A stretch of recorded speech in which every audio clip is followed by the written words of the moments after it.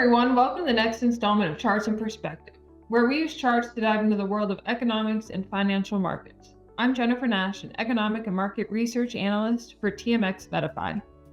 Today, we're going to highlight the major economic news from the week of September 2nd through the 5th. The week was all about the U.S. labor market, as a series of key reports gave us a clearer picture of a slowing economy.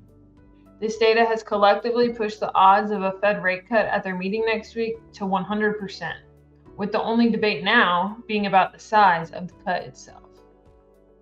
Let's start with the big one, the August employment report. The U.S. economy added only 22,000 jobs last month, falling significantly short of expectations. As you can see on this chart, that's a sharp slowdown from previous months. The report also showed that the unemployment rate rose to 4.3%, its highest level in nearly 4 years. The JOLTS report also painted a similar picture.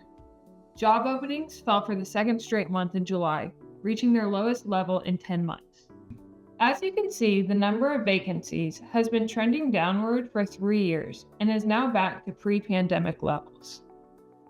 For the first time since April 2021, the job openings to unemployed workers ratio fell below 1, meaning there are now more unemployed people seeking work than there are available jobs.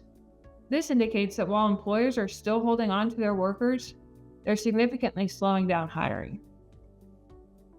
The ADP employment report for August also showed a slowing trend in private sector hiring. The private sector added just 54,000 jobs, a notable slowdown from July.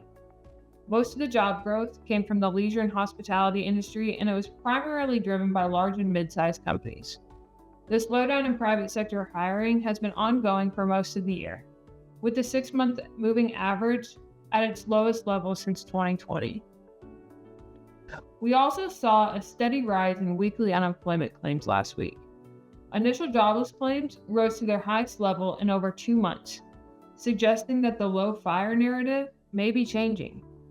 The number of people filing for unemployment for the first time is on the rise, while the number of people who continue to claim benefits remains near multi-year highs, meaning that it's becoming more challenging for people to both find a job and keep a job. Overall, last week's data points to a labor market that's not only cooling, but might be heading for further weakness.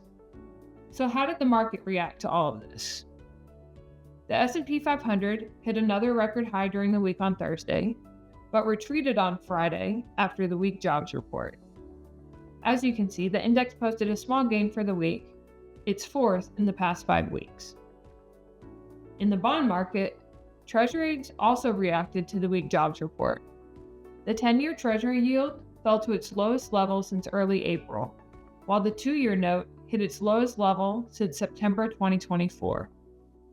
This reflects growing expectations that the Fed will be cutting rates soon. And those expectations are now very strong. The CME FedWatch tool is currently showing a 100% chance of a rate cut at the next Fed meeting. The question is, how big of a cut?